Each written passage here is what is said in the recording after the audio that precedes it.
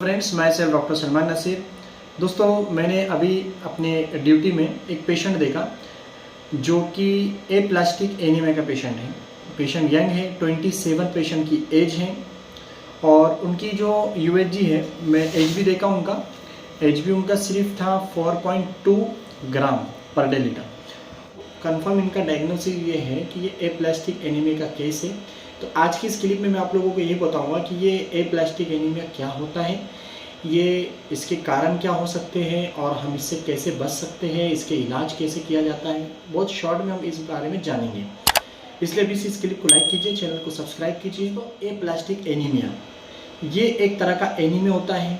इसको अगर हम समझने की कोशिश करें तो हमारी जो बोन होती है, बोन के अंदर होता है बोन मैरो, जो कि सॉफ्ट होता है बोन मैरो, जहाँ ब्लड बनता है, जहाँ खून बनता है, चाहे आरबीसी हो, डब्ल्यूबीसी हो, प्लेटलेट्स हो, ये सब बनता है बोन मैरो के अंदर। लेकिन ये जो प्रॉब्लम है यानी एप्लास्टिक एनीमिया है, इस प्रॉब्लम के अंदर बोन मैरो में ब्लड ही नहीं बनता।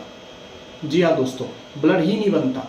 अब सोचने वाली बात है, समझ रही है इस बात से आप लोग कि जब बोन में ब्लड ही नहीं बनता है तो बहुत सारी प्रॉब्लमें बढ़ेगी।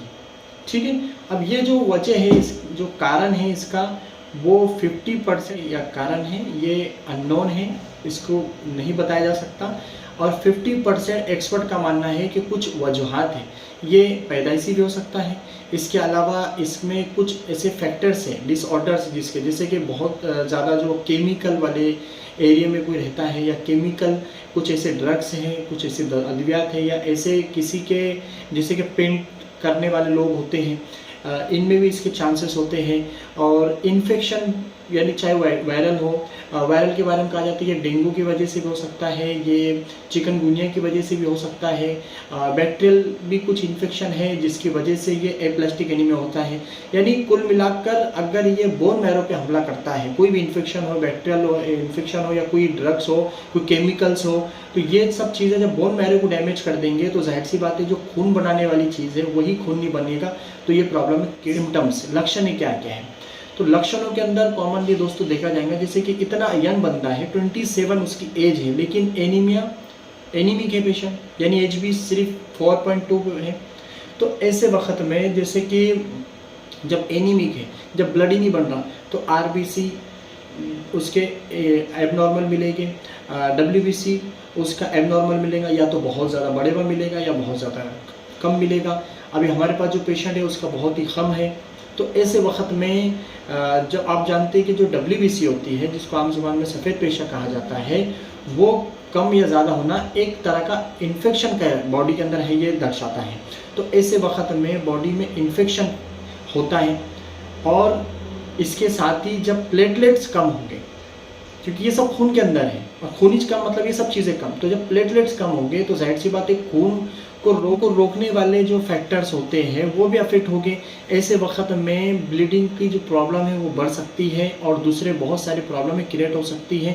तो इसको दोस्तों आप इन शॉर्ट इतना समझ लीजिए कि जब ये सब प्रॉब्लम होगी तो जो लक्षण है वो भी इस तरह के देंगे। जैसे कि एनीमिक पेशेंट में जो लक्षण होते हैं, वैसे ही फैटिग यानी कि थकान महसूस होना, ये बहुत ही कॉमन सिम्टम्स इसमें दिखा देगा। बालों का झड़ना, चलते वक्त सांस का फूलना, और जो है हमेशा कमज़ोरी बना रहना, और इस तरह से जो जाता है, बार बार बीमार होता है ऐसा पेशेंट।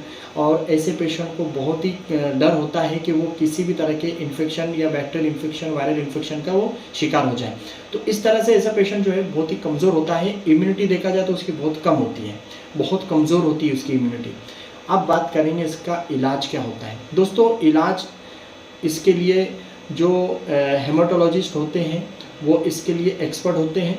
उनके पास अगर इस तरह की कोई लक्षण दिख रही है, यानी कि एचबी लेवल या एनीमिक जो है पेशेंट है, उसका खून बढ़ता ही नहीं है, बार बार अगर ऐसी प्रॉब्लम आ रही है, तो बेहतर है कि हम ऐसे डॉक्टर से कंसल्ट करें जो इसके एक्सपर्ट होते हैं।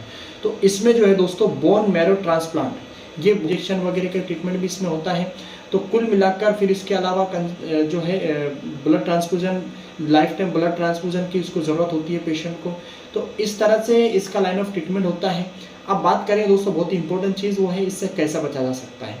तो जाहिर सी बात है दोस्तों, आजकल जो हम देख रहे हैं भागदौड़ की लाइफ है, केमिकल और ये सब चीज़ें बहुत ही कॉमन हो चुकी हैं। तो जैसे कि मैंने आपको बताया कि कुछ इसके भी जैसे भी होने के चांसेस है। सर्टन मेडिकेशंस, कुछ ऐसी मेडिसिन है, कुछ एंटीबायोटिक्स है ऐसे, जिसकी वजह से साइड इफेक्ट से भी हो सकता है। इसलिए हम हमेशा सिर्फ एक अच्छे डॉक्टर की निगरानी में सब लिया करें, केमिकल से और ये सब चीज़ों से बचने की कोशिश करें। आई होप को आपको आज की इस क्लिप में एप्लास्टिक एनीमिया के बारे में अच्छी जानकारी मिली होगी। क्लिप को लाइक कीजिए, चैनल को सब्सक्राइब कीजिए। Thank you very much.